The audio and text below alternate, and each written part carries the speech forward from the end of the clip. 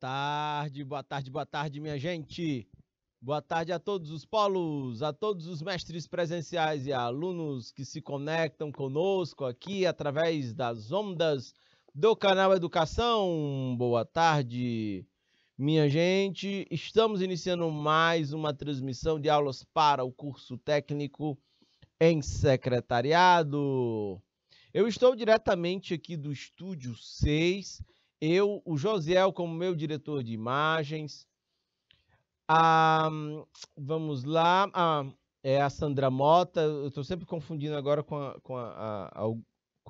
o Joseni entrou agora como professor assistente, viu, Sandra Mota? Aí tá me trocando a instalação. A Sandra Mota como profa assistente e nós vamos juntos aqui em mais uma aula neste dia 20 de setembro do ano de 2022. Beleza, minha gente? Deixa eu conferir aqui. Hoje é dia de quê?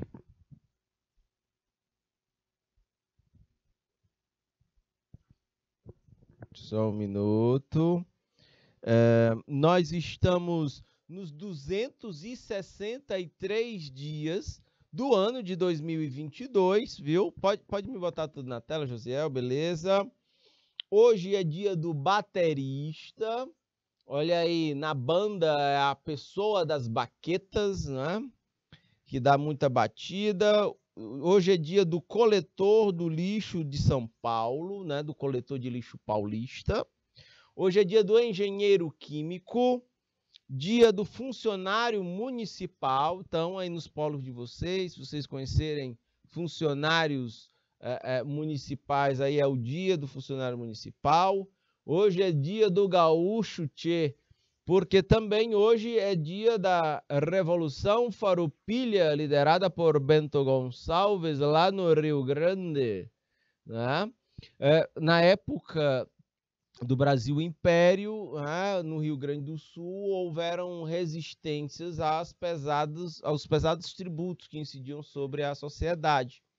Então, os gaúchos, num determinado momento, liderados pelo Bento Gonçalves, tentaram fazer uma revolução e se tornaram independentes do Brasil colônia.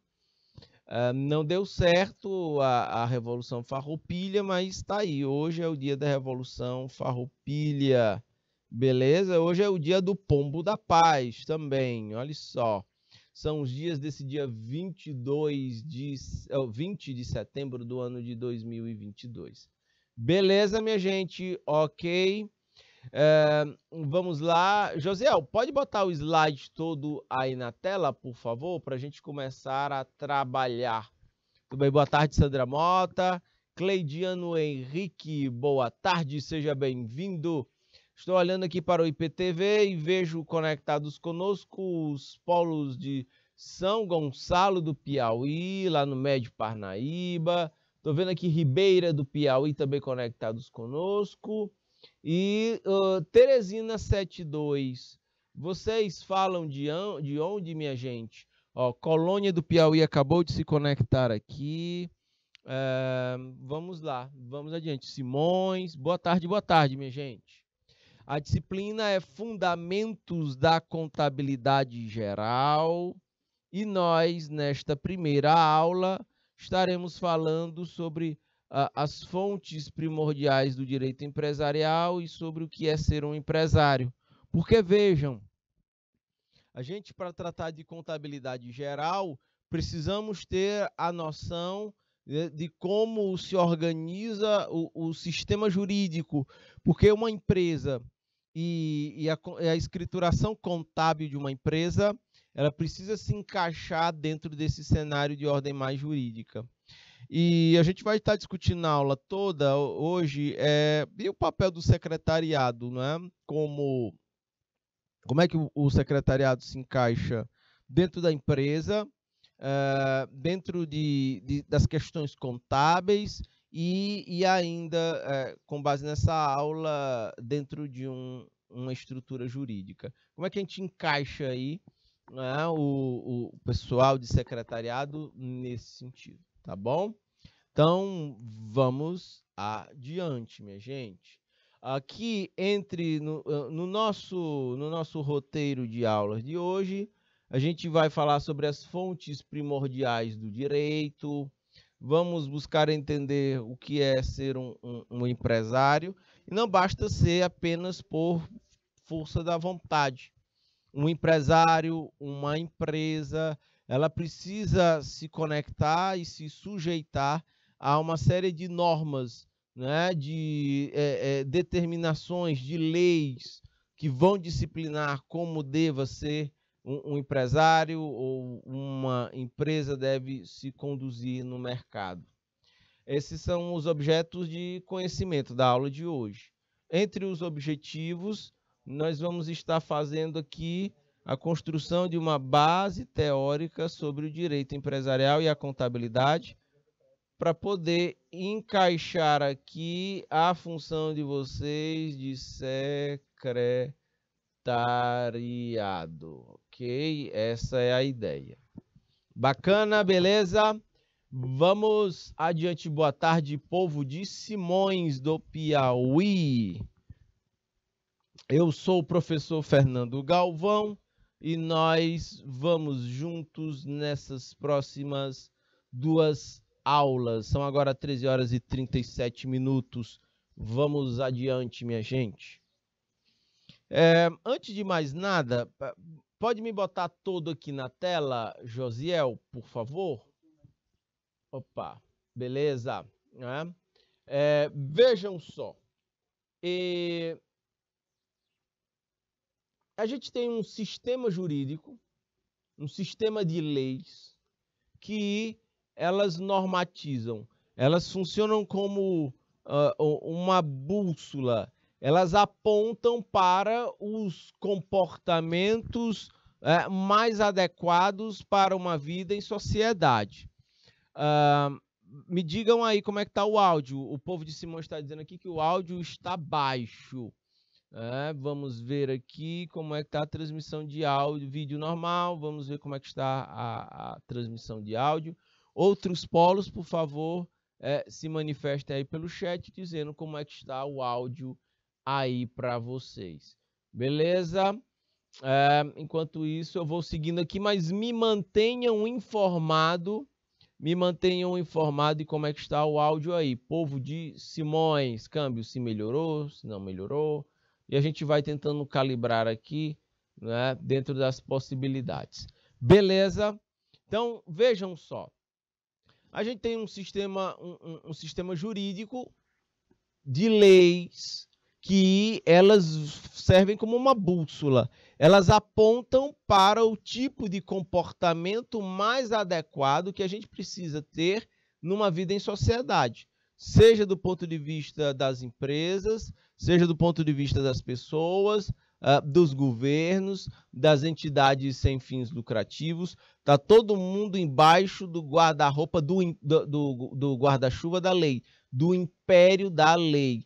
Qualquer coisa fora da lei, qualquer coisa que venha transgredir a lei, está passivo de punição. Ok? Essa é a ideia, esse é o contrato social que nós temos, né, na vida em sociedade. Beleza? Então, nesse sentido, a empresa ela precisa se submeter, ela precisa se enquadrar, e para isso existe todo um direito empresarial que vai enquadrar as empresas, né, dentro da lei, normatizando e apontando para as melhores práticas nesse sentido.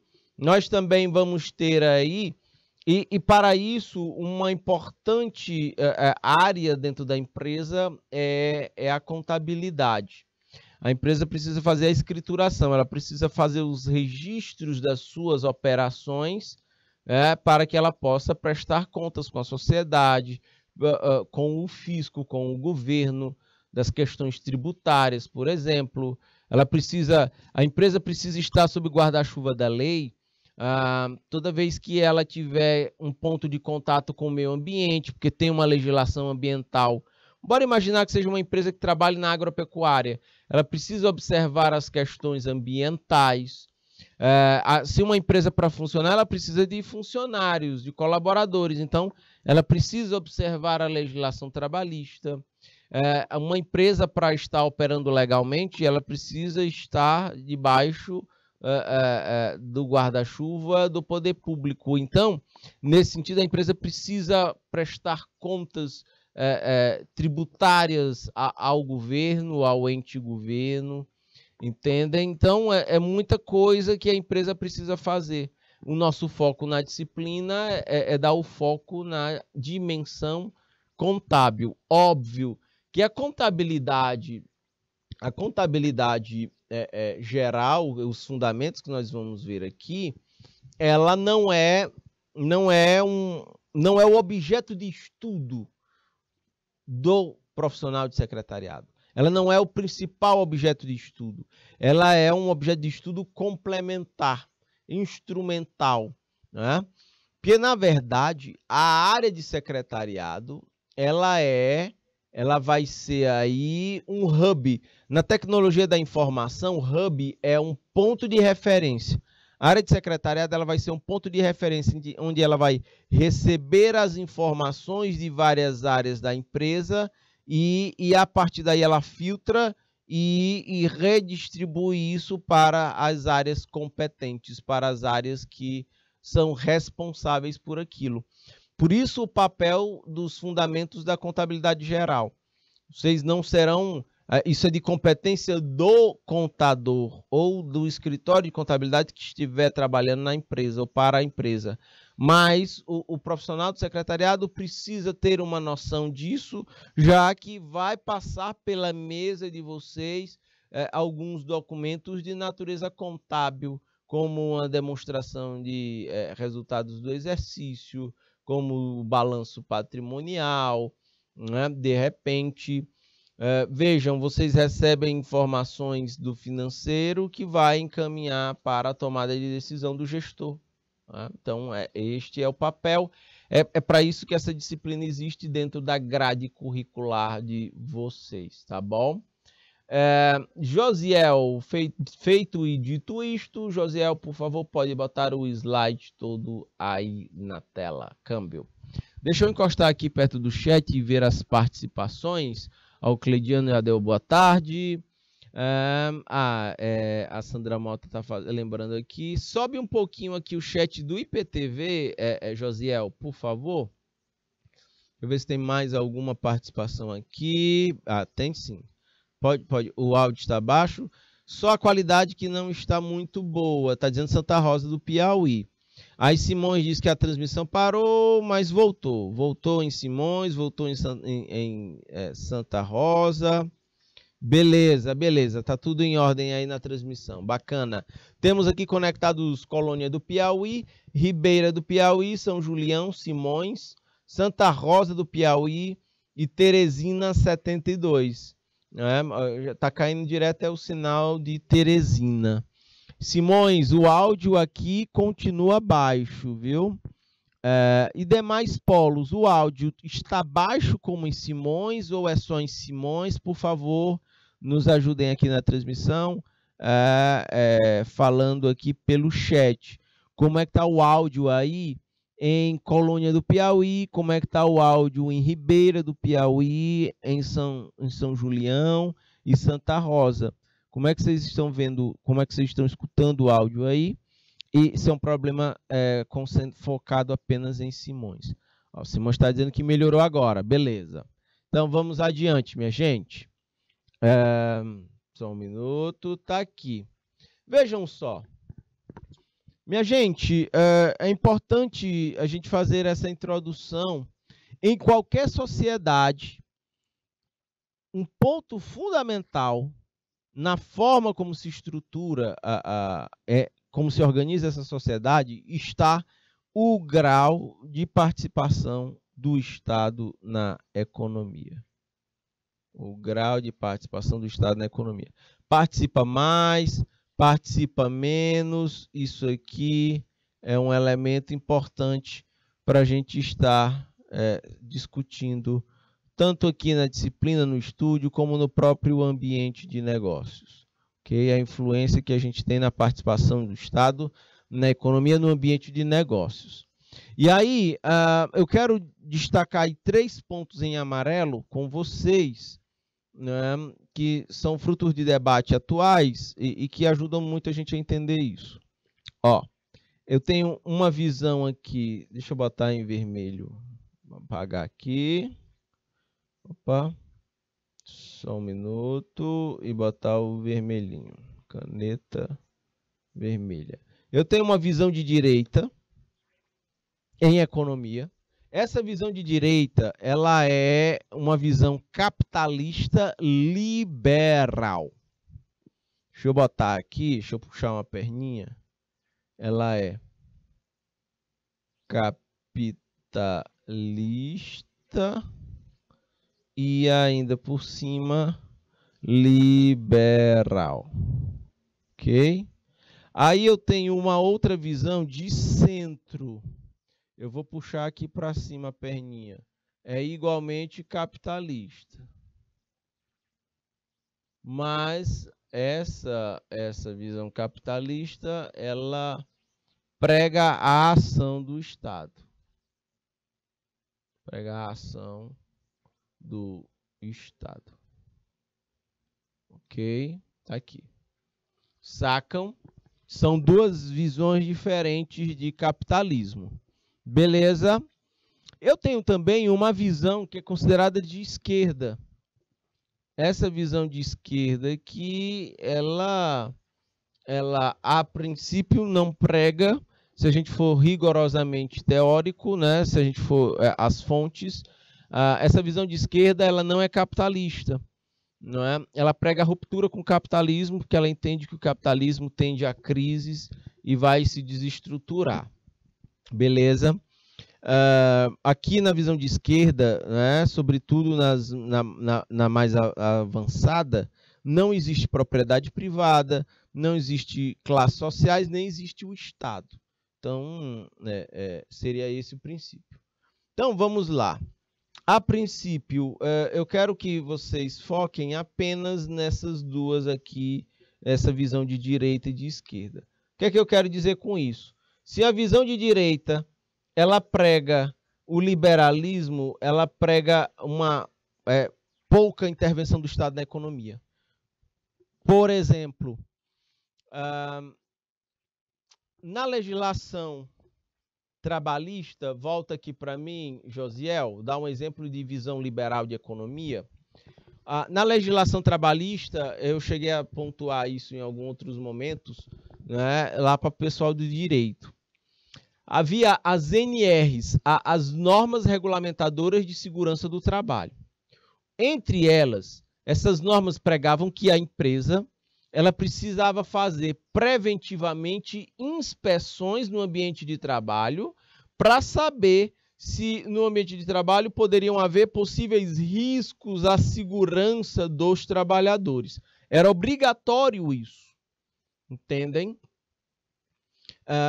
E esse trâmite burocrático, esse meio de campo, quem faz é a galera do secretariado dentro da empresa. Eu digo, vocês vão fazer no sentido de documentar, de receber documentação, de encaminhar para quem é a área competente. Né? Vocês fazem o meio de campo nessa área. E a empresa era obrigada, né, por essa norma regulamentadora do direito de segurança do trabalho. Percebam que nessa linha nós temos uma organização de sociedade capitalista, mas com intervenção do Estado na economia. Ele obrigava as empresas preventivamente a fazerem esta inspeção. Quando um governo entra no poder e ele tem uma visão mais de direita, uma visão mais liberal, menos de centro e mais liberal, o que é que o governo quer fazer? Ele quer deixar o mercado mais livre, ele quer normatizar menos, ele quer desregulamentar. Então, o que é que ele vai fazer? O governo brasileiro atual, ele revogou essa norma. Então, as empresas não são mais obrigadas a preventivamente fazer inspeção do ambiente de trabalho, no sentido de tentar na potencialidade, na possibilidade de existirem riscos à segurança do trabalhador. Entendem? Agora a empresa não tem mais essa obrigação, ela está mais livre. Foi revogada essa norma. Entendem? Agora eu tenho uma ação mais orientada para o mercado, para a liberdade do mercado, para o liberalismo. Percebam que a gente vai ver, na verdade, num governo, medidas em determinados momentos de mais regulação do comportamento dos mercados, podemos ver medidas de mais liberalização dos mercados. Dependendo como isso seja posto, isso pode exigir mais trabalho da área de secretariado de uma empresa ou não. Faz sentido, porque na obrigação de uma inspeção, o pessoal de secretariado precisa dar conta disso. Se essa norma foi revogada e não há mais obrigação, é uma atividade a menos para a galera do secretariado estar acompanhando este processo. Ficou claro isso, minha gente? Estou dando um exemplo bem objetivo para mostrar para vocês como é dentro da mesma coisa. Quando existe regulamentação, eu tenho medidas de centro sendo adotadas aí, e quando eu tenho sem a norma, sem a intervenção. Pode ampliar o slide todo aí na tela, Josiel, por favor. Aqui, Joca Marques, boa tarde, boa tarde. O professor mediador é o Reginaldo Rego. Câmbio sem internet, está dizendo aqui o povo de Joca Marques. Será que é a conexão de internet que está falhando e fazendo falhar a aula? Ok, minha gente, pode ser isso. Então, esse é um primeiro ponto que eu queria deixar muito claro para vocês. Vejam que aqui, dependendo dessa forma de organização, a gente vai ter as leis que disciplinam a vida em sociedade. Vamos imaginar, ok? Isso, tá bom? É como se numa escola houvesse a obrigação de fazer uma inspeção, né, para garantir se há ou não riscos à saúde e segurança dos alunos e funcionários da escola. E isso, obviamente, gera um custo, gera uma perda, gera um tempo, você precisa de tempo para fazer essa inspeção, pode gerar um custo, entendem? Quando essa norma é revogada, pronto, a escola perde essa obrigatoriedade, não precisa mais prestar contas disso. Então, é menos burocracia, é menos documentação, é menos uma etapa burocrática. Então, vejam, dependendo de se a visão é mais de direita ou mais de centro, a gente vai ter diferentes formas da lei estar disciplinando a vida em sociedade. Vamos adiante. Minha gente, a contabilidade de uma empresa, ela precisa ou ela está subordinada ao direito empresarial. Então, vejam, destaquei em verde que a atividade empresarial ela consiste em um importante fator de desenvolvimento econômico, seja no que se refere vejam, a atividade empresarial, ela gera renda, ela gera empregos diretos, indiretos, ok? Até nas questões tributárias, como por exemplo, deixa eu ligar essas duas coisas, puxar uma perninha aqui, arrecadação do poder público. Ora, quanto mais compras, mais vendas, mais gente trabalhando, mais o governo arrecada. Então percebam como a atividade empresarial ela puxa diferentes coisas. Ela gera renda, gera trabalho, gera mais arrecadação para o governo. Sacam, meus caros futuros técnicos em secretariado? Então, essa é a questão. Isso é natural. A atividade empresarial, quando ela está quente, ela gera isso. Quando ela esfria, cai a renda, cai o volume de empregos. Também tende a cair a arrecadação de impostos. Ok? Assim, o Estado brasileiro ele vai ter uma preocupação quanto à normatização das atividades empresariais, ou seja, na definição de regras de como melhor deve funcionar o mercado. Ok, este é um ponto a se destacar. E olha que coisa curiosa. Em 2002, foi criado um negócio chamado de Código Civil. Na verdade, não foi criado, ele foi atualizado. Houve aqui o Código Civil de 2002. Sacam? Olha só. E houve a revogação de parte do Código Comercial de 1850, ou seja, olhem só, a atualização da legislação que tratava sobre as operações empresariais no Brasil, ela foi atualizada de 1850 somente no ano de 2002. Antes, né, era Código Comercial. Depois dessa atualização de 2002 para cá, começou a se chamar de direito empresarial, ok? Tá aqui, em vez de direito comercial. Isso levou a mudança de nomenclatura nos cursos de ensino jurídico, né, em todo o ramo jurídico, vamos dizer assim. Beleza? Antes era até 1850, era de 1850 até 2001, era Código Comercial. Em 2002, com a reformulação, se tornou Direito Empresarial. Poderíamos dizer que, aí eu destaco em verde, não é? Que o direito empresarial ele é o mesmo direito comercial. Detalhe, ele é mais amplo, porque fica muito claro se a gente for para a raiz do termo. Direito comercial trata do varejo, a legislação, ela disciplina as transações econômicas que ocorrem no comércio, né? O detalhe é que agora, no direito empresarial, aqui ele se torna mais amplo, né? Ele vai abarcar outras atividades econômicas para além do comércio, ok? Ele vai envolver, né, toda a atividade econômica. Deixa eu botar aqui, marca texto, deixa eu botar amarelo. Ele vai abarcar agora toda a atividade econômica organizada para a produção, só um minuto, para a produção, circulação de bens e de serviços na sociedade.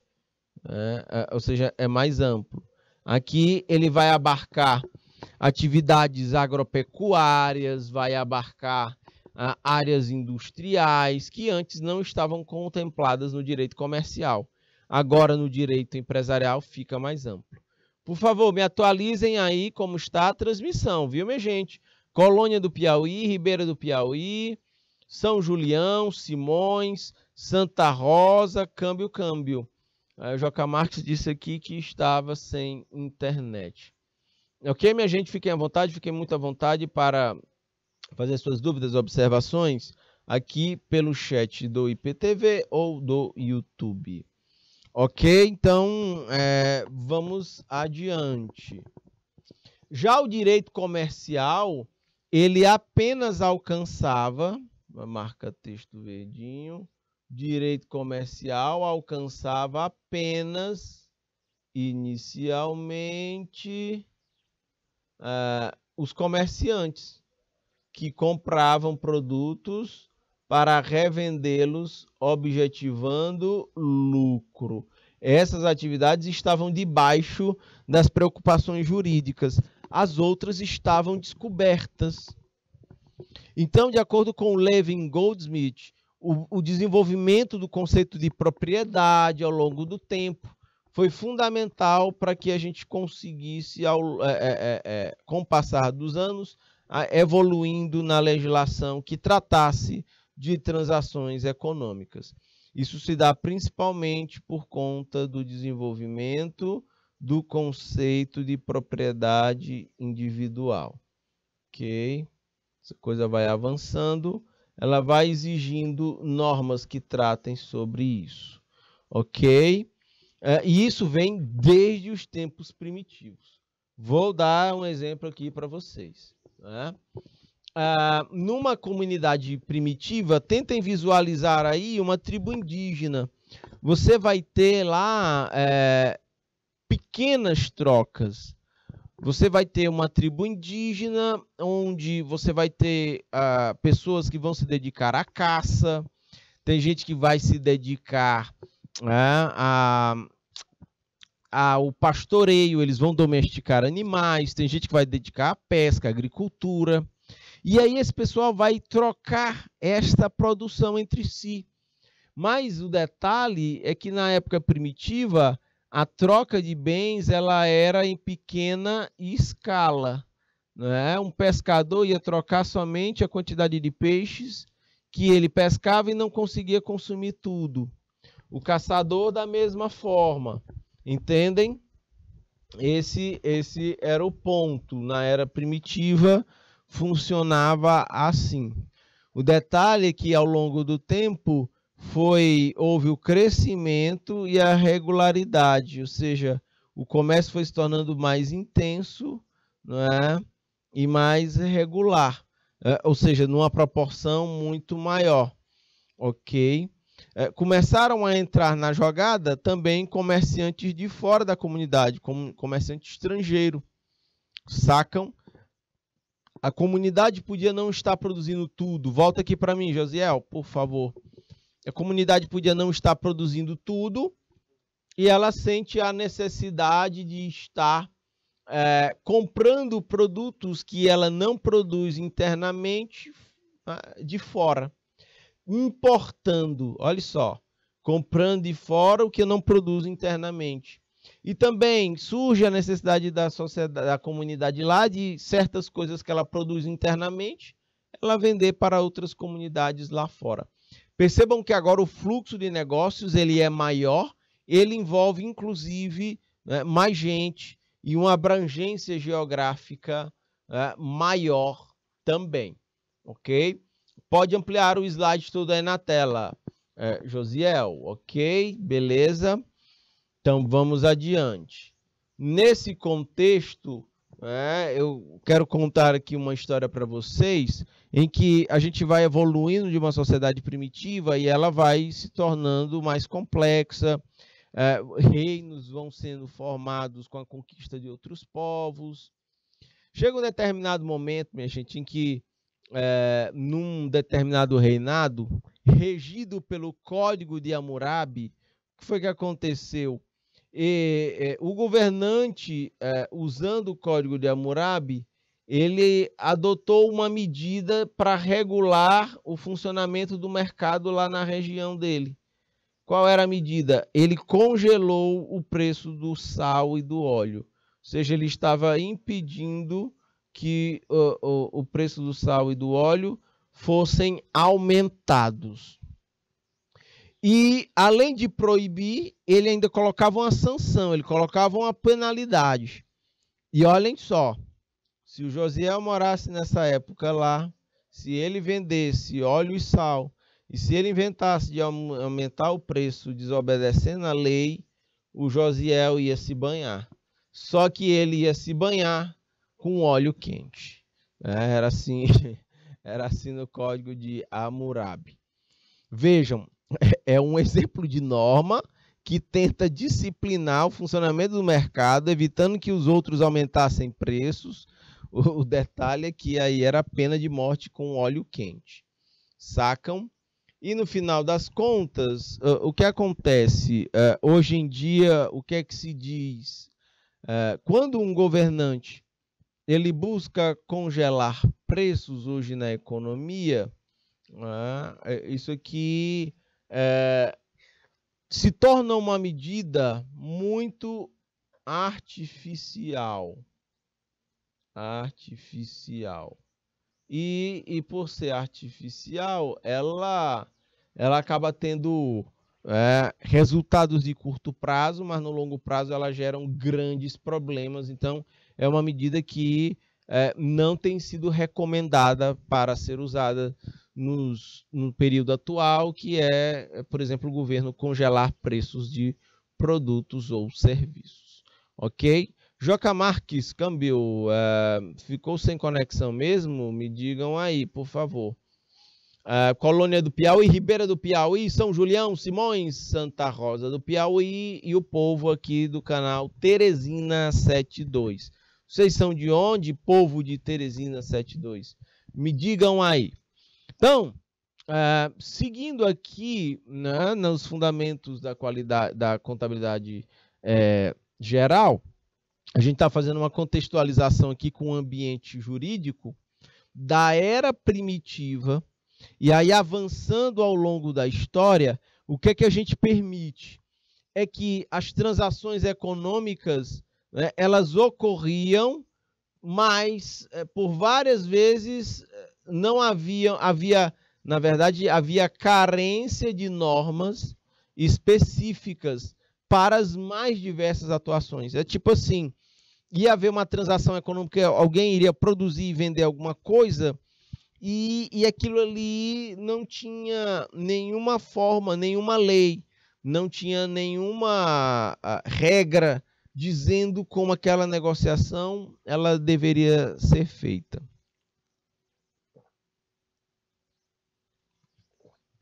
Isso foi determinante para que cada vez mais houvesse essa preocupação em